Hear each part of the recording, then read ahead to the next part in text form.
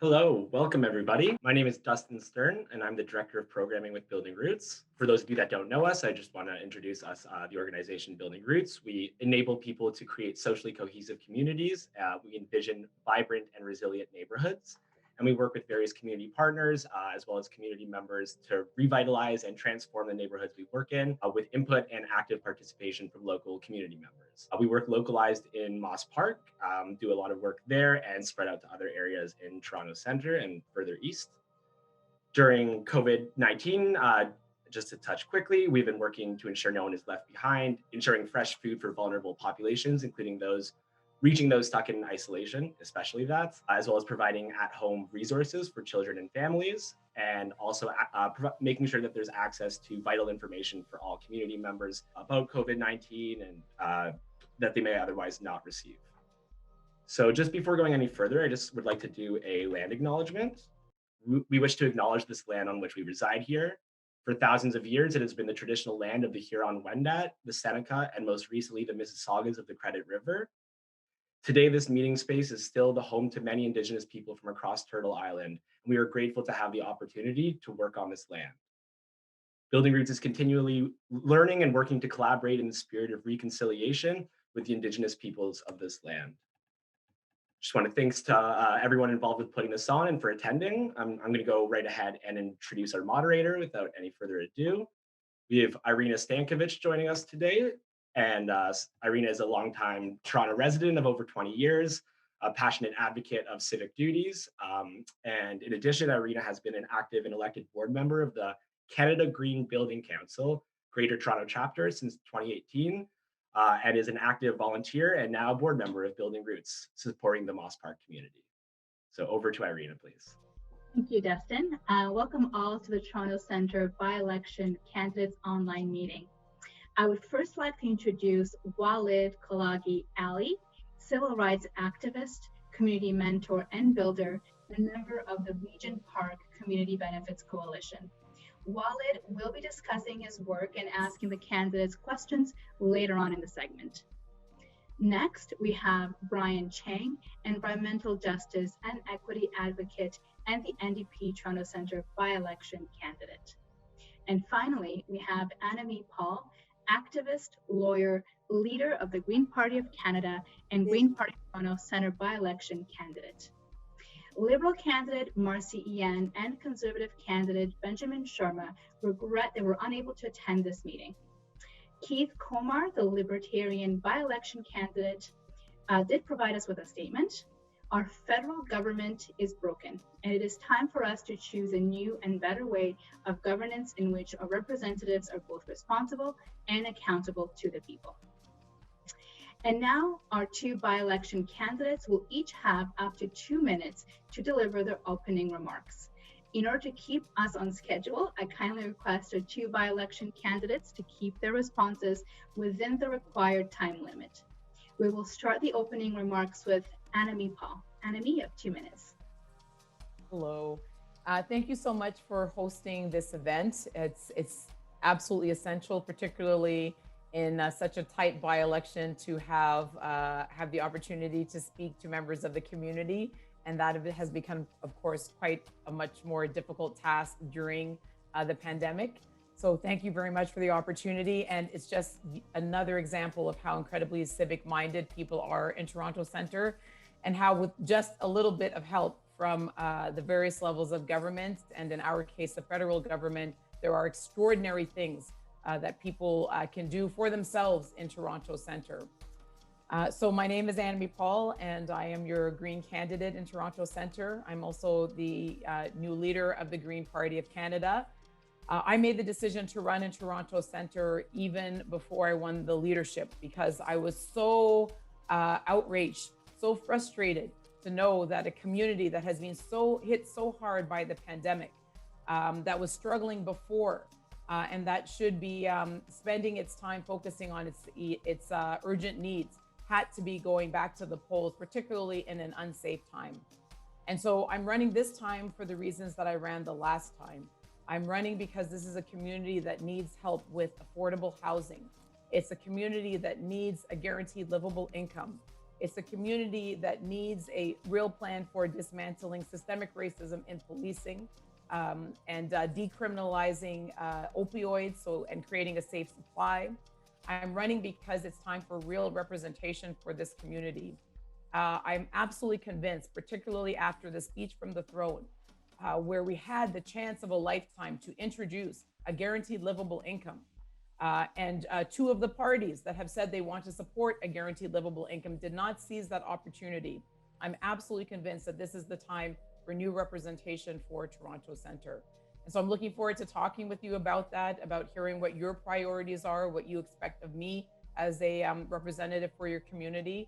And I hope that you know that you will always be my focus if you choose to elect me. Thank you, Annamie. Next up, we will have the opening remarks, which will be delivered by Brian Chang. Brian? Hi, everyone. My name is Brian Chang. I am the federal NDP candidate here in Toronto Centre, and it is my honor to be here to talk to you all today. My pronouns are he, him, his, and over the course of the next hour, I really look forward to engaging with everybody about what interests you and what your priorities are.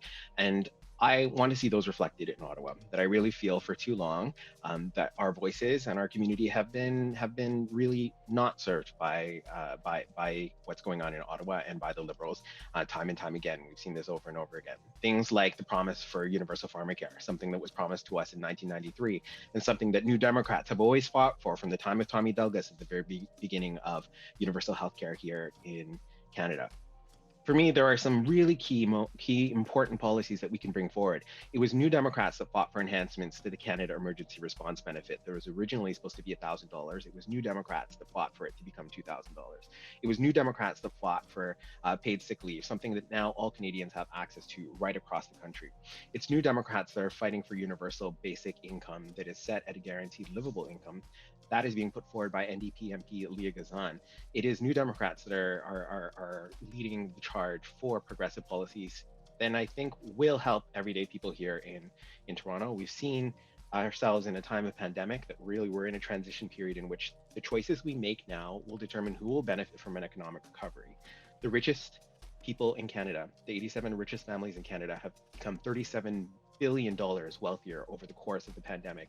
Meanwhile, everyday Canadians like you and I are struggling to just put food on the table and to make sure that our families are kept safe. I want to amplify your voices in Ottawa and ensure that you have what you need in order to stabilize yourself in times of crisis and in order to recover better in times of good. So over the course of the next little bit, I look forward to talking with you all and answering questions. Thank you. Well, thank you both for your opening remarks. We will now proceed with posing several fixed questions from the local Toronto Centre community, starting with a question from Lisa Cates, founding partner of Building Roots. As one of the founding partners of Building Roots, I have seen the challenges in Moss Park firsthand over many years. Moss Park residents have expressed to Building Roots that they feel invisible to the city. Moss Park needs and deserves attention. How are you going to consistently support the organizations working on the ground in this community in a substantial way? Annamie, we will start with you. If you can just kick us off. And again, you will have 2 minutes followed by Brian. Thank you so much. And it's Annamie, just to, thank you. Just absolutely. And this moment is yet another example of that invisibility. Moss Park is a neighborhood that has been particularly hit hard by the pandemic because it's a neighborhood where people do the kind of jobs that have kept us going and kept society functioning. These are low-income jobs. They're also often precarious jobs. They're the jobs in our supermarkets. They're the jobs, driving in ride shares. They're the jobs as aides in hospitals. They're the jobs that, my grandma did her whole life. And then people come home to overcrowded housing because there is no affordable housing strategy. And infection spreads and their families aren't safe. And this is the legacy of decades of neglect. And the final insult then is to have an election in a neighborhood where 7 to 10% of the people have been infected with COVID and telling them it's okay. It can be done safely. And so we just have to say stop. The first step is people caring for their neighbors, saying that even if I don't live in Moss Park, I'm going to care for my neighbors and vote for real representation, knowing that someone who has lived the same experiences as the people in Moss Park, who grew up just like that, is going to be a fighter for you and will never forget you. My office will be open all the time. My phone line will be accessible all the time. The plans that we make are going to be designed by you. These are very simple steps in a representative democracy, and it's just time to reclaim them and bring them home and bring them back to Moss Park. Wonderful. Thank you, Annamie, and apologies about that earlier. Oh, no, don't worry. Brian, over to you. You have 2 minutes. Thank you very much. So the word invisible, I think, is really important, and that stands out for me. And Lisa, thank you so much for your question. I feel like when our political system is not working, people feel invisible, or worse, they feel erased. And that is a violent action, oftentimes, by people in power who are choosing to which communities to support and which ones not to. And that isn't something that happens overnight. It's not something that happens in a moment. It is something that happens systemically over an extended period of time. And when Lisa said that it has been decades, it's true. And we're seeing this in pockets all over the riding, but also right across downtown and in other jurisdictions right across Canada as well too. But when we elect people who actually come from the neighborhood and actually understand that, and will show up and talk to people and have an open door and be willing to speak to people from a place of not, I know best and I'm going to tell you what is going to work, but really from a place of, I recognize that you're a community. I recognize what you've fought for. I recognize that you are very upset with the system. And I recognize that people feel invisible and erased through this process. And that's going to take a bit of healing. And I think that's a really important part of what a good representative will bring to areas that are dealing with this. We're dealing with people who are in crisis and facing a lot of crisis. And I would bring that idea of healing to those communities. And there is such an important part for community organizations like Building Roots to play in that. There are so many great organizations, grassroots organizations that started from the ground up that have deep connections to people on the ground. And what's really important for me as somebody who's running for member of parliament is to work with organizations like Building Roots to make sure that your voices are heard, that what your needs are, what your gaps are, that I can find the ways in which to find solutions for those, or to bring other people, right, and other groups who are working in those places together so that we can all maybe work together in a similar whole. But this is a long-standing problem and something that will take a long time to fix, but I'm willing to do that hard work and it needs to start now. Thank you. Thank you, Brian. The following 2 questions will come from Larry, starting with, do you support the universal drug plan? If you do support it, how quickly can the federal government produce a plan forward? Brian, 2 minutes, over to you. Thank you so much. This is such an important policy point for us because it really has to do with equity and raising the ground for everybody. Right now there's such an uneven approach to health in this country, and pharmacare was always supposed to be something that was introduced. Tommy Douglas did not introduce universal healthcare or the idea of universal healthcare with the idea that it would just stop at basic healthcare. There's so much we need to do in terms of expanding our healthcare. Right now everything seems to stop at your head. The dental care, mental health care, hearing care, eye care, and medication are just forgotten in our current system, and we need to fill those holes. They were never meant to be gaps. And New Democrats will push for that. What we know is that Canadians and small businesses, and this is really important, are paying for the cost of drugs because we don't have a national pharmacare program. What I believe is that if you need medication, that medication should be available to you. If that medication is prescribed by a medical practitioner, you should have access to that medication. It's absolutely heinous that we are the only industrialized nation in the entire world that has universal healthcare without a universal pharmacare program. And that's just wrong to me. And on the ground, that means people who are choosing between being able to put food on their table or choosing insulin. Right? Like there's such a discrepancy. People shouldn't have to make these choices. People are worried about being able to afford the drugs that they have if they're not employed. Your medication shouldn't be tied, and your healthcare should not be tied to your employment. And for too many people in Canada right now, that's the case. That if they didn't have a job, and we've seen this with the pandemic when people have lost their jobs, if they didn't have the job, they lose their extended benefits. They lose their access to pharmacies and medication. That's unacceptable to me. So New Democrats will step in and help that. It will help small businesses, it will help businesses, it will help everyday people make sure that they have the medication they need. And ultimately, it will reduce our costs in the medical system by ensuring that people are healthier, longer, and have access to what they need. Thank you for the question. Thank you, Brian.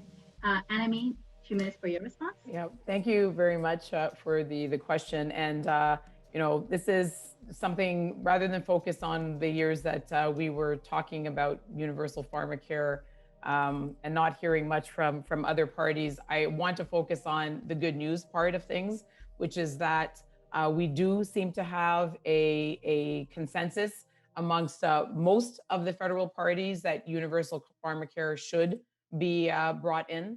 And so absolutely the Greens support it. Brian mentioned many of the reasons that it makes no sense at all that we don't have universal pharmacare in Canada. It's something beyond the fact that we're alone amongst countries with universal Medicare not to have it. It's an enormous cost. We forget how much it costs us not to have these kind of universal programs in terms of people who become iller than they need to be, who need to spend more time more often in the hospital than they should have to. So we absolutely support it.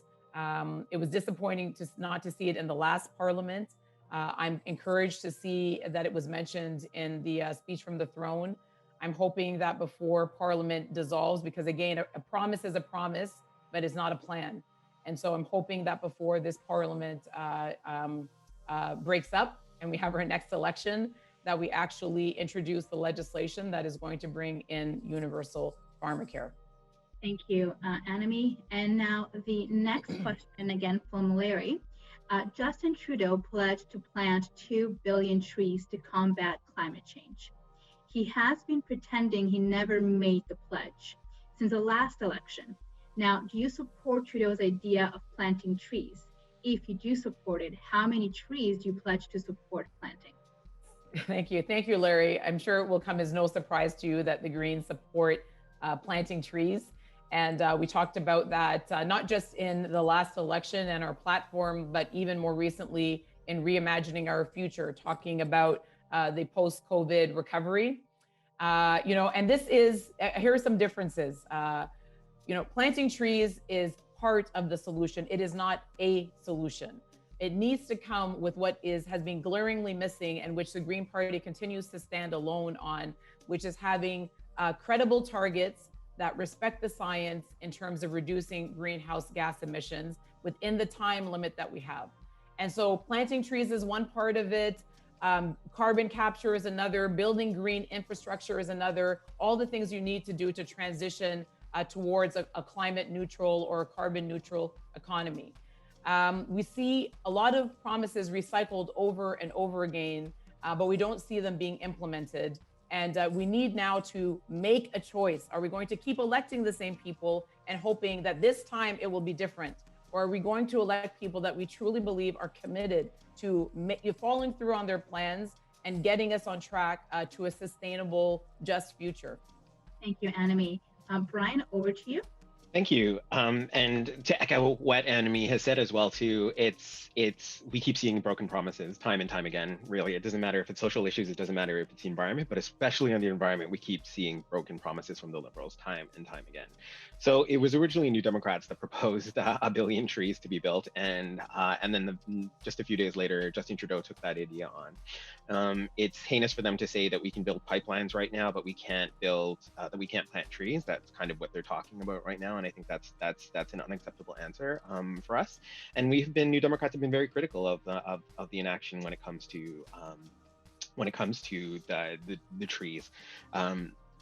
There are so many different plans that New Democrats have for how do we move towards a zero emission future, and that means investing in zero emission vehicles. It means incredible amounts of building retrofits right across the country to make our buildings much more energy efficient, which is the best return on investment that we could spend money on in terms of reducing our need for heating and energy consumption. We're talking about how do we transition jobs away from extractive resources and really start to think about how do we really build our communities to be more resilient as well too. And key to that as well too, in time of pandemic, if you can't separate the pandemic from the environmental issues that are going on. So when we're talking about what a just transition looks like, what a just recovery looks like, it means things like making sure that we have access to universal pharmacare. And I didn't mention it before, but I'll mention it now. It's really important that we're talking about a COVID-19 vaccine that's available for all people. And right now we haven't got that guarantee from the Liberals. It's something New Democrats have pushed on many times, that that we need to make sure that this, as we're moving through this time of transition, that the future ahead includes a COVID-19 vaccine that's available for all Canadians, that makes our communities more resilient and builds us towards that zero emission future. Thank you for the question. Thank you, Brian. Our next question is from Allison from All Saints Church Community Center. What practical steps can be taken between now and the next general election for addressing the opiate crisis? Brian, over to you. Thank you so much. It's kind of been forgotten in terms of all of the other crises that are going on. And I think our communities are facing a lot of different crises right now. But it means that what was working clearly is not working. What was working in the past was not working. And what is working right now, we need to start revamping and start really, really thinking about. When it comes to the opioid crisis, we're seeing this across the country. It's not just something that's happening in downtown Toronto. The deaths are rampant and they're out of control. The safe consumption sites and the harm reduction framework needs to be expanded, and we need to provide a continuum of care. That we need to recognize that there are people who are using, and that is their lifestyle choice, and we need to support that. There are people who want to recover and no longer want to rely on these drugs. We need to be able to support that. And there's people in between that along the spectrum of care that we need to be meeting their needs of. All Saints is right at the heart of Sherbourne and Dundas, and have been doing great work in outreach, and it's been fantastic seeing all of their ability to continue to do that work over the course of the pandemic. But this isn't, again, this is another issue that didn't just start overnight. This is a long-term issue that we're seeing. It's related, the opioid crisis is related to the housing unaffordability. It's related to our inability to provide good paying jobs for people. It's related to our inability to provide community services. It's related to our inability to find good, safe, appropriate shelter care for people. So there are so many different pieces, but what I can guarantee is that I will be there at those community tables, working with the service agencies as member of parliament for this area to make sure that they're coordinating, that they're all working together, and that we're continuing to try new things, because this isn't a crisis that I will turn away from, and it's one that I would look forward to working with our community members on how to best proceed. Thank you. Thank you, Brian. Annamie, 2 minutes, over to you. Thank you. Thank you so much for that question. And you know, this is where you come to the heart of the matter when it comes to the difference between the Green Party and the others. Though we do try to find the commonalities, and there are many, and I'm sure you'll hear Brian and I with very similar solutions to many of the issues facing the community. But we have been very clear for many, many years that we need to decriminalize what are now classed as illicit drugs.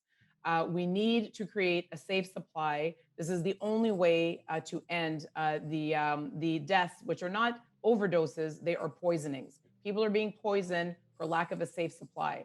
And all the other things are essential elements along a spectrum of care. But if we do not begin with a safe supply so that people are not unnecessarily dying because of a lack of such a supply, then we just are, you know, it's just all window dressing. Not one life should be lost in Toronto Centre because someone was poisoned because we did not have that. And so we are unafraid to say that, and we're not going to focus group that. That is just what is needed, and is needed most acutely in Toronto Centre, because a third of calls related to opioid poisonings come from Toronto Centre.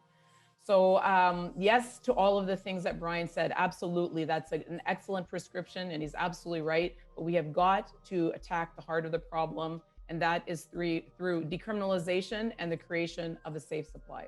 What does the post-pandemic world look like for you as an MP? For example, what coverage would those not eligible for COVID-19 emergency benefits receive? And how would you, as an MP, push the reconciliation agenda further? Thank you very much for the question. And you know, this is one of these things where, you know, if you elect someone who comes from a marginalized community, and someone who had experience growing up low income. You know, I may be the leader of the Green Party now, but I am surrounded by family and friends who have been left behind by the benefits that exist for this crisis. There are still people, many people across Canada who are simply have no protection. They have no assistance of any kind. I'm thinking particularly of students now. I'm thinking of the disabled. You know, there are just many people who are not covered. And so we have got to do better. We have everything that we need to be able to build and create a full comprehensive social safety net that makes sure that every single person has the protection they need. So that is called guaranteed livable income. It is the thing that says wherever you are in the country, whatever your circumstances are, you are going to be able to live in dignity. It's livable. And to have the security to plan for the future without having the emergency of a crisis on your back. The reconciliation thing, I don't know if that's in the context of Indigenous reconciliation or not. It seems like a separate topic altogether. I'll come back to that. It's a very important topic, but only to say that we have the post-pandemic world should be one where we have completed our social safety net. So every person in Canada is covered and protected by that social safety net, and one where we have begun our accelerated path towards a climate neutral economy. Those are the two big ambitions, and we can absolutely achieve both of them. Thank you, Annamie. Brian, 2 minutes, over to you. Thank you so much. I'm going to agree with Annamie that the question about reconciliation is one that I would love to engage with, and I'm sure Annamie would as well too, but it is a larger question here. To preface that, I'll say that we believe in New Democrats, and I'm sure Greens also believe in Indigenous sovereignty and working with those communities to make sure they have what they need. Here in Toronto Centre, we have a very large urban Indigenous community, and I want to make sure that they're represented. Right now, the way the federal government negotiates and talks to and interacts with Indigenous people is heavily colonialized, and it is based on imperial assumptions of how the Indian Act works, and it is distinctions based, which means that urban Indigenous people are often forgotten from those negotiations. So there needs to be a new approach to how to do that, so that we can help people here in our cities and across Canada, Indigenous peoples who want to come to the table in a meaningful way but aren't finding themselves accepted due to the way that the federal government currently interacts. On the issue of what a post-pandemic world looks like, I work at SEIU Healthcare, so all of our frontline workers are the people who have been at the front lines of the pandemic in long-term care homes. And the way that the federal government had rolled out this hodgepodge of benefits and programs and sickness leave and EI is so confusing for people that so many people who are even qualified haven't done it. People who are suffering out there, people who are putting themselves through work, who have been infected at work, have struggled to find the protection that they needed for income stability through this time of pandemic. What a post-pandemic future looks like is one in which you don't have to jump through 10 million hoops in order to stabilize yourself, and to know that if you are potentially infected, that you don't have to go to work sick. If you're sick of any kind, that you don't need to go to work sick, that you don't have to worry about missing out on that paycheck and getting further behind. You don't have to worry about missing that mortgage payment. You don't have to worry about missing rent, that there are supports like a universal basic income and other benefits to make sure that people don't fall through the cracks, and that the recovery supports them through ups and downs as we deal with this post-pandemic world.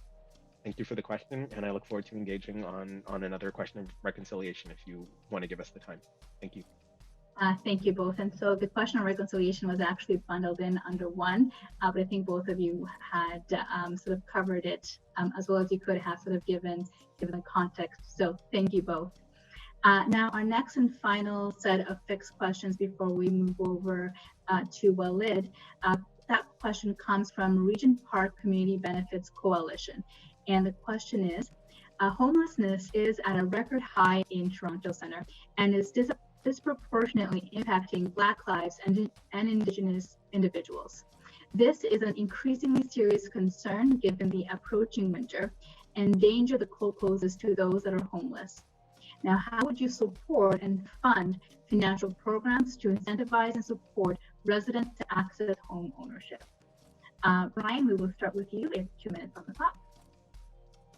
Thank you, and I appreciate the work of community benefits. So these are really helpful ways in which we can start to re-envision the way that development works in our communities, and how we can start to make sure that that development isn't happening in isolation of our communities. Because right now I feel like in some cases towers go up and they have nothing to do with our community whatsoever. A lot of that has to do with the way the planning is set up in our particular province and in this particular city. But there is a place for the federal government to play in this, to incentivize and really make sure that we're focusing on the idea of housing. So really, New Democrats have talked about doubling the homeownership tax credit. Other things, making sure that we're building the middle ground of purpose-built rentals, and not-for-profit housing, and making sure, and co-ops, and making sure that people have access to those options as well too. Not everybody's interested in owning a home, nor can everybody, because of, for whatever reason. So we want to make sure that they have an option for housing as well too that isn't tied to just private home ownership. There are great ways in which community benefits can help support our communities, and we've seen some of that with the development of Regent Park, but we've seen it in other places as well too, right across the Eglinton stretch in particular, with the LRT Crosstown and a lot of the community benefits agreements that have been in place with the Toronto Community Benefits Network. And I was part of some of that work that helped support the development around Casino Woodbine, which is ongoing with the Public Service Alliance of Canada, which I used to work at, and how that's going to continue to help provide work in the Rexdale area for people locally to do job training and to give them good long-term paying jobs. So there are lots of great options in which we can work with developers and other corporations and businesses in those areas, and they also want to come to the table. So it would be helpful to have a federal representative who's willing to also bring people together, and I would be that person absolutely, and willing to do that work with the Benefits Network in Regent Park and with other community partners as well too. Thank you very much for the question. Thank you, Brian. Annamie, 2 minutes over to you. Yes, thank you for the question. And these are persistent issues for the community of Toronto Centre, and that have been persistently ignored. For me, again, the final straw was the presentation of this national housing strategy by the Liberals, by a Minister of Finance who represented this riding, that did not do anything or offer any solutions, any help whatsoever for the people who had elected him and put him in Ottawa so that he could have that role in the first place. And so, yes, all the things that we talked about in the last election with respect to reinvesting in co-op housing, investing in purpose-built rental housing, investing in micro housing, all of the various the strategies that allow people to have safe, secure, permanent, stable housing. All of those things still apply. None of those things have been properly invested in. And it's important for people when we're talking about any of these issues to keep in mind the place that a guaranteed livable income would play in all of this. Because if you have a guaranteed livable income, it actually means it's livable.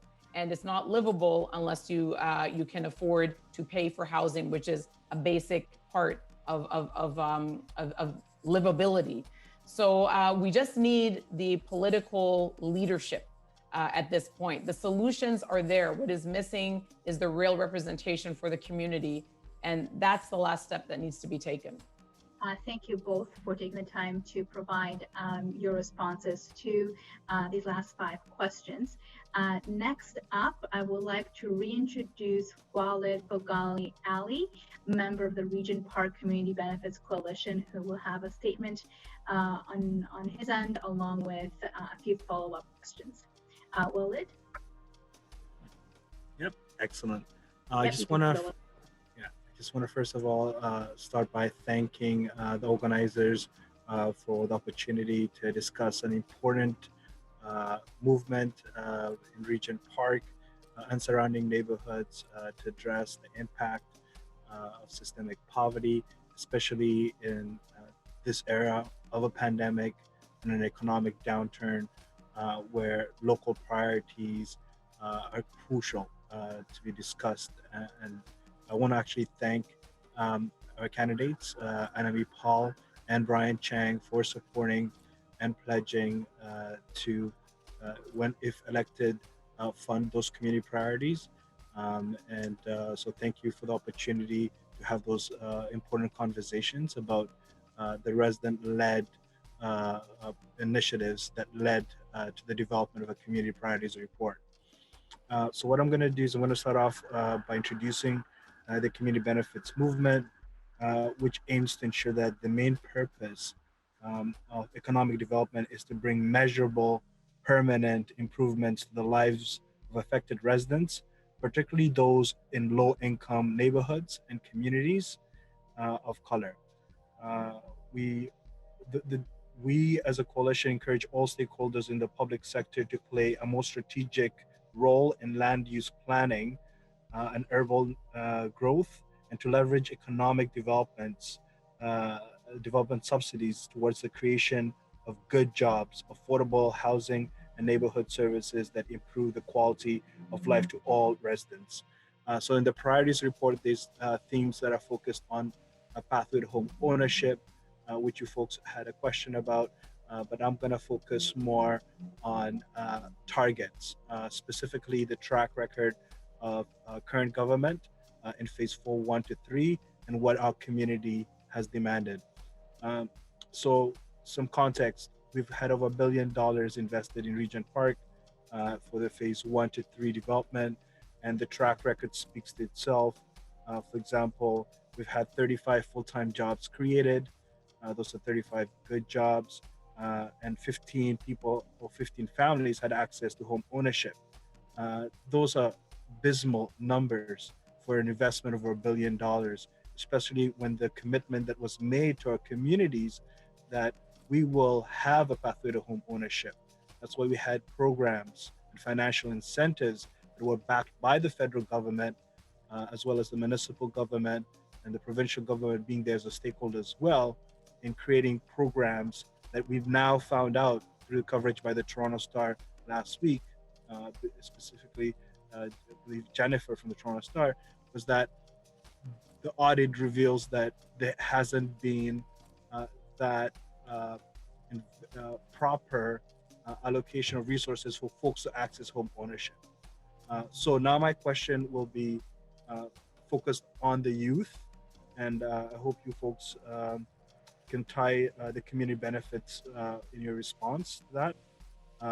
So specifically, my question is, youth unemployment is at a record high due to the impact of the pandemic and the economic downturn.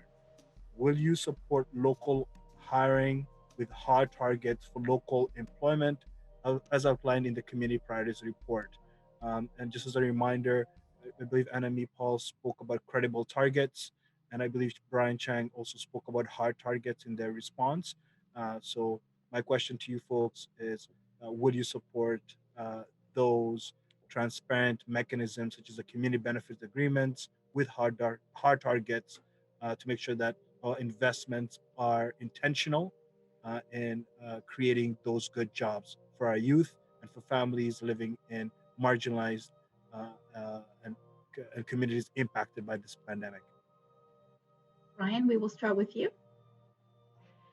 Thank you so much for that question, Walied. And one thing I hear that you're saying really clearly is that clearly promises were broken in the past. And we saw that there was supposed to be a commitment to 50% affordable housing in Regent Park when it was originally proposed as well too.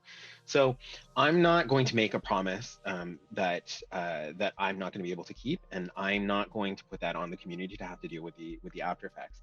What I do want to see is that the amazingness of somebody who, imagine that youth right now who learns a skilled trade from a labor union and builds actually their home community that turns into their lifetime job of being able to build their home for their community, build their community literally with their own hands, and have those skills that they can use transferably to build other communities and build up across the city.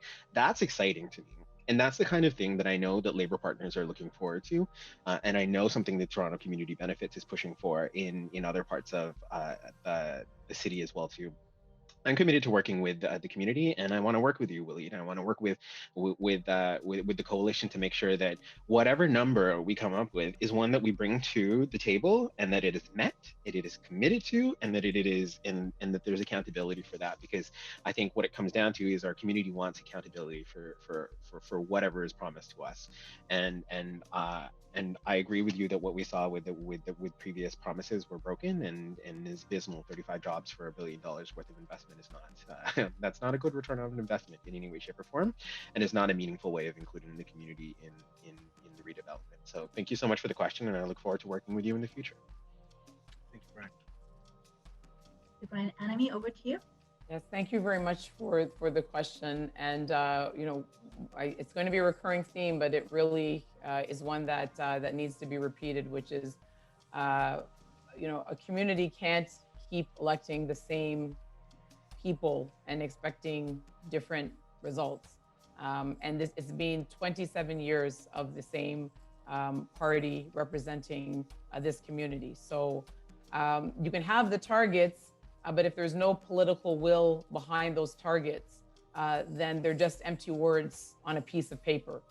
And so the first decision is there a different choice that's going to be made? Because the Liberals won with over 50% of the vote in the last election in Toronto Centre, and all of these problems existed a year ago. It's not even a year ago. And so we have to ask, why do people keep voting for these same people that are making these very poor decisions and representing them so badly? So absolutely, in this and all respects, what the community deserves is an advocate, someone who is going to identify every single lever, every single mechanism, instrument, every single program that will benefit the community, and then wake up every day figuring out how to unleash those on behalf of the community. That is what the community needs. That's really what this election is all about. So I say yes, and I say more. I say that I will actually do it and wake up every day thinking about it if I'm elected. Thank you, Annamie. Thank you to both candidates and Walied for your statement and posing that question. Now, I do understand that we do have some excess minutes remaining. So if the two candidates are open to it, I could always allow an extra minute or two to address the earlier question around reconciliation. So we'll just restate the question once more. And Annamie, we can have you kick us off with that. So the question from Sal Saliba was, how would you as an MP push the reconciliation agenda further? And again, I'll allow just about a minute to minute and a half. Annamie, over to you. Yes, thank you very much. This is, so throughout the campaign and when I give my land acknowledgement, I talk about how much the Black diaspora in Canada has lost itself through colonialism. The people think of Black people as being indigenous to the Caribbean, but we're not. We were brought there as slaves, and the indigenous people were completely wiped out. And in this country, it was legal to own Black and indigenous peoples until 1834. And so we suffer, we continue to suffer the legacy of colonialism, both of our peoples, and we continue to be the two top communities disproportionately represented when you look at all the indicators of systemic racism across the system. And so for me, this is a very personal and deep commitment. I said in my acceptance speech when I won the leadership that I stand at the ready to be an ally and to take instruction. This is the key part, to take instruction from Indigenous peoples in this country about what I need to do to be a strong ally. I support self-determination, I support sovereignty, and I believe that the only way that we are going to have true reconciliation is nation to nation, which is the way that it should have been all along. That is the only way we are going to overcome this history of colonialism. Thank you, Annamie. Brian, over to you. Again, about a minute to minute and a half. Thank you so much, and I'm really happy that we had a chance to talk some more about this. So I am looking with dismay at what's happening in Nova Scotia right now. The terrorism that the Mi'kmaq are feeling and being subjected to is a direct symptom of the white patriarchy and the white supremacy that continues to pervade so much of the institutions that we have. And I want to thank Annamie for sharing those words as well too. One thing that brings me hope for this particular by-election is the fact that there are so many that the major parties have put forward racialized candidates here in this particular riding. And then actually, we all share, well, with the exception of the Conservative candidate, Annamie, Marcy, and myself all share West Indian heritage. My family is from Jamaica, so it is fantastic and a good moment for West Indians as well too. What it comes down to in terms of reconciliation is that we need to have the political will to stand up against these things and to call it what it is, that it is, whether it's Islamophobia, whether it's homophobia, whether it's transphobia, whether it's anti-indigenous sentiment. We need to call these things out and start to work towards an anti-racist framework. This means supporting indigenous peoples in a meaningful way. It means making sure that we're meeting what their needs are, just like Annamie said, not telling them what they need, but actually listening to them and amplifying their voices. And then what it comes down to is also making sure that we're constantly working towards justice. And for us here in Toronto Centre, that also means emancipation for our LGBTQ2S+ communities, making sure that refugees coming to this country have access to documentation and status, and making sure that we continue to make an inclusive Canada that constantly fights back against white supremacy and institutions of colonialism. So thank you so much for allowing us to come back to this question. And thank you both for addressing what is clear to be a very pressing issue for the Toronto Centre community. Now, finally, we will move over to the closing statements from our two by-election candidates. And so we'll just like to remind you both again that you will be given 2 minutes to select an update to your closing statement. And Brian Chang, we'll start with you. Thank you. And I'll go back to Sal's question. And Sal, the fact that you're thinking about these things as somebody who lives in Toronto Centre, about how do we build, how do we as racialized people build capacity and anti-racism with other partners across the country in different places. I think that's so important because it's so true that none of this happens in isolation, that the structures that we're seeing and the structures that we're fighting against are all interrelated. And your other part of your question, which was, what does a post-pandemic future look like? And that's what makes me really excited to think about. What does it look like in which my friends with MS don't have to worry about losing their job and losing their access to their medication?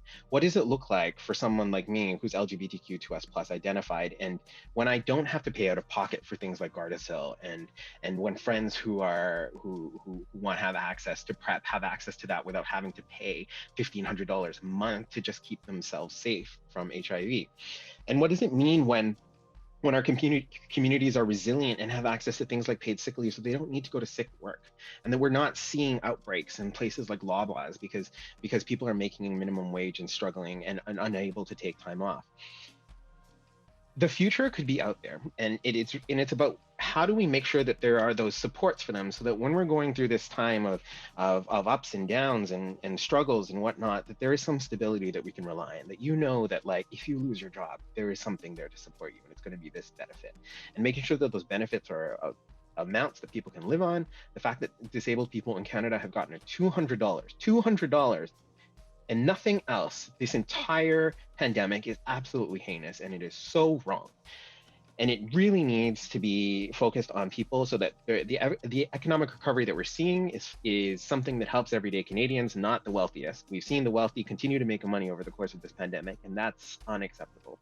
So the future for me is one in which everyday people have the supports they need, the floor raises for everybody, and we have the stability that we need to deal with the pandemic and times of crisis and come back stronger after.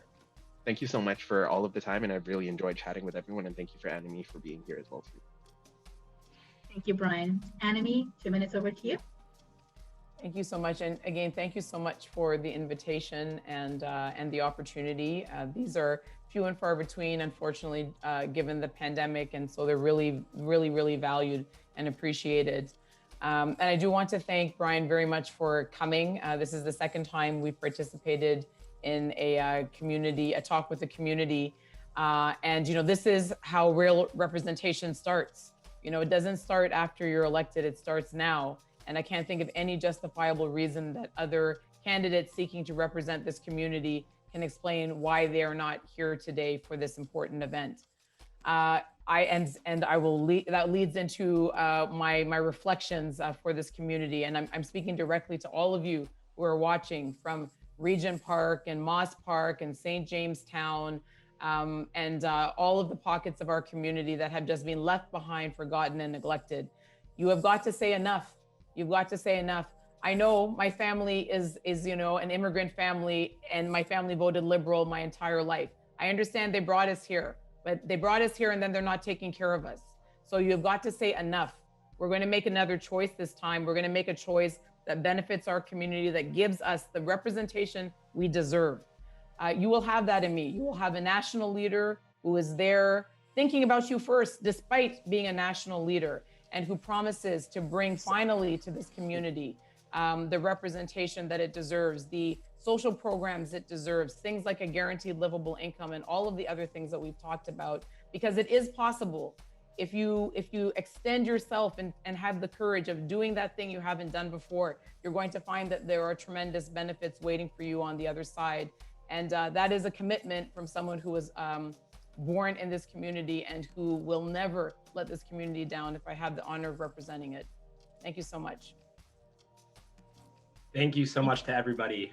Just want to say on behalf of Building Roots, I just want to thank again for everyone for being involved. If you weren't here at the beginning, my name is Dustin Stern. I'm the Director of Programming with Building Roots. We'd love to stay connected with everybody. You can do so through our website. I invite anyone to email me directly as well to dustin@buildingroots.ca.